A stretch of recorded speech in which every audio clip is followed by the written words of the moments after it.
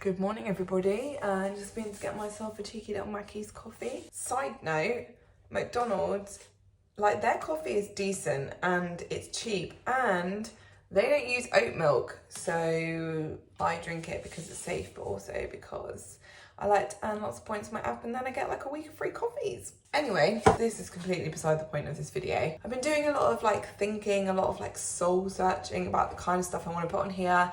I really want it to be like helpful everyday stuff for a gluten-free diet, because some really quick, easy inspiration for like dinner and stuff would be helpful. So today I am gonna share with you, sorry, you might be able to hear my washing machine is literally about to take off in the garage. Very noisy. Today, I'm going to share with you something that I do most weeks, but I've never shared it on the blog for some weird reason. So I thought, why not share it here? So what I do every week is I normally get like a whole chicken and I roast it, but we never really have a roast. I mean, sometimes we have a Sunday roast, but generally I roast it and then I use the meat. So I'll put it in like salads and stuff. I'll make soups, I'll make stock. And I thought, why am I not sharing this with you guys? Because it's so much cheaper to do things this way, and you can really stretch like a whole chicken out to last. So I'm just gonna finish my beverage and then I will get cracking and get my chicken in the oven.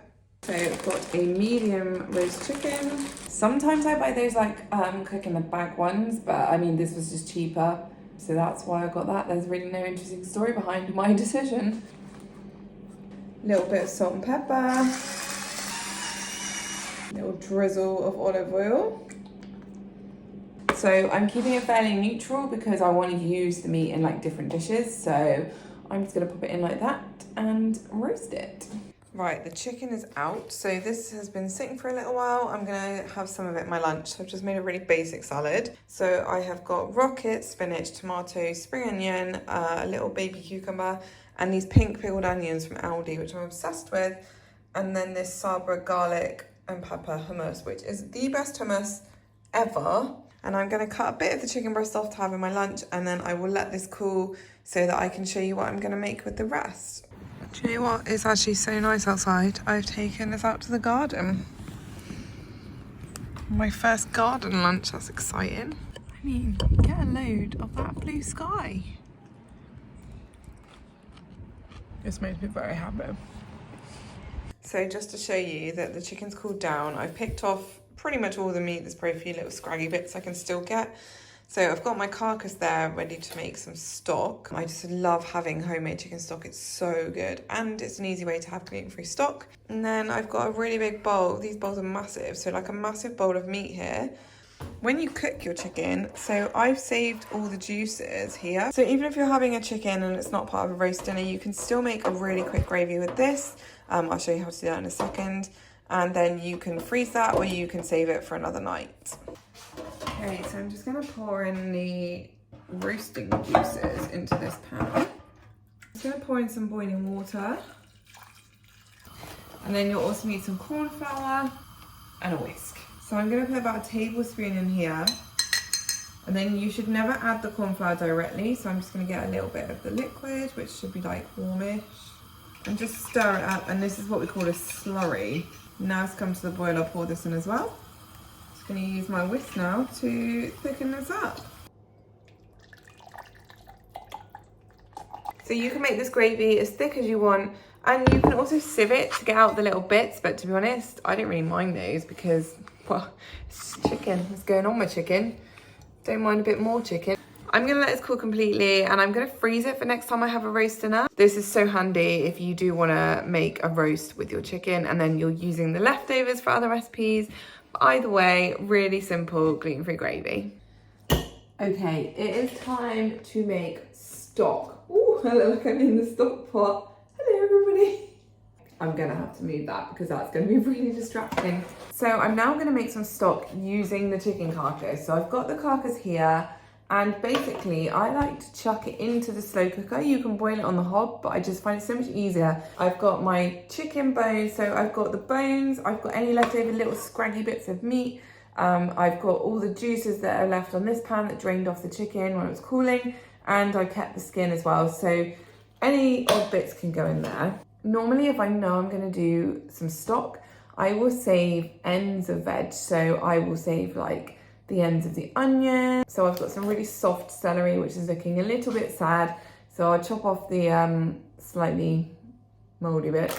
And then I've got some spring onions. And then I've got, I don't even know how to describe this carrot, but I have some carrots.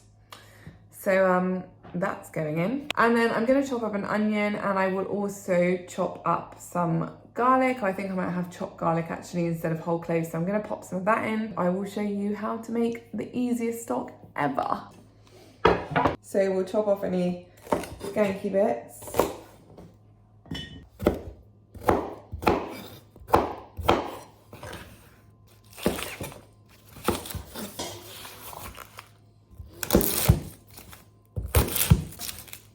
So then I'm basically just going to take all of this and I'm just going to put it into here. Just going to pour water in until everything's covered. Okay, I think that's about as much as I'm going to fit in there. But that is basically how to make the stock.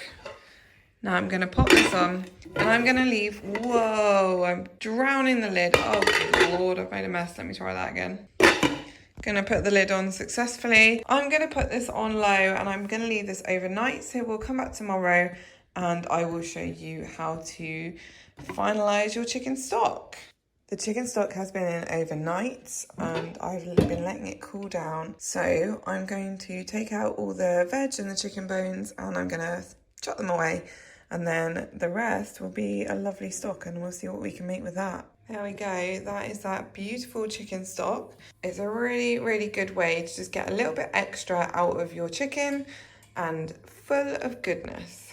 So I have made my chicken stock and I am going to make chicken soup.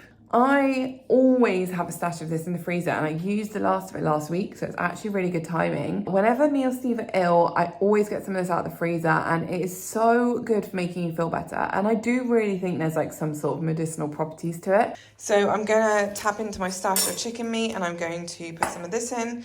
Probably use maybe like a quarter to a third of this, but I reckon I can get like 4 or 5 batches of soup, like good sized bowls. And then I've got some fresh parsley, some carrots and some onions. And I've got a little bit of leftover potato. So the recipe on my blog, I use celery as well, but you don't have to use that. I don't have any, so I'm not going to. But yeah, this is what I'm putting in my soup.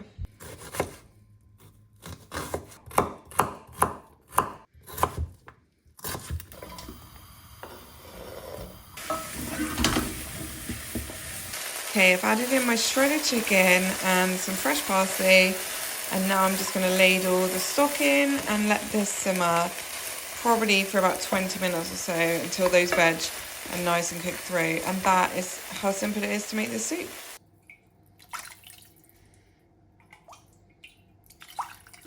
Give it a good stir, bring it back up to a simmer, and then we'll just leave it to do its magic.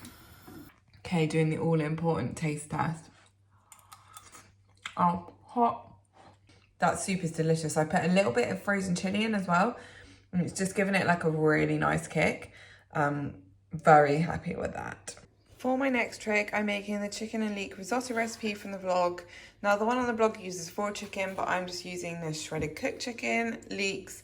I've got butter, risotto rice, some herbs, salt, chicken stock, which I made the other day. So that would be a nice way to use that up.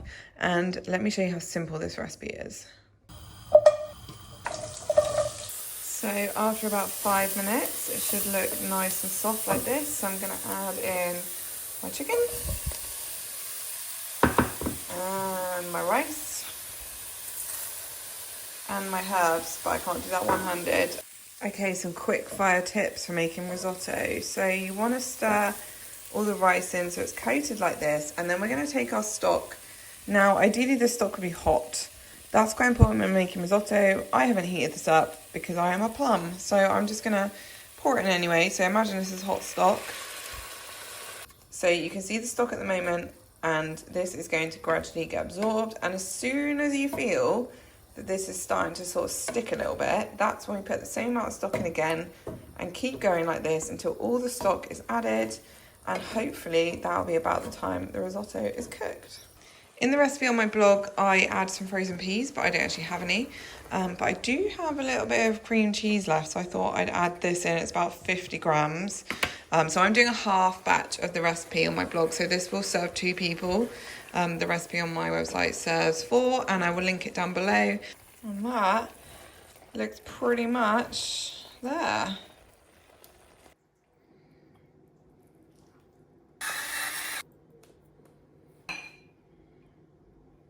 Right, I've got my last little bit of chicken here, just enough for 1 portion, and I'm gonna make a gluten-free quesadilla.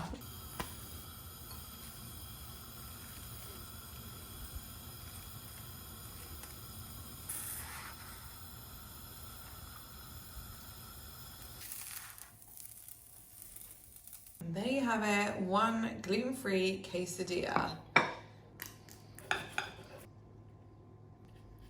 Not only have I managed to make this, I've also got 2 chicken and leek risottos, 2 batches of chicken soup for the freezer, plus my gravy, plus that amazing stock that I made. And that is everything I got out of my gluten-free roast chicken. So I really hope this has given you some inspiration as to how you can stretch a chicken into making lots of different meals. It's so much cheaper this way. All of this is gluten-free, and everything apart from the wraps is naturally gluten-free anyway, so I just use the beef-free protein wraps for this, but any gluten-free wraps will do.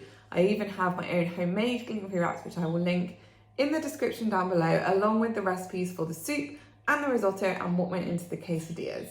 I really hope you found this kind of video helpful. Let me know if you like it, and I'm happy to do more sort of meal prep, batch cooking, money saving ideas. Give me a comment, let me know what you think. Hit subscribe if you like this video, and I will see you guys in my next vlog very soon.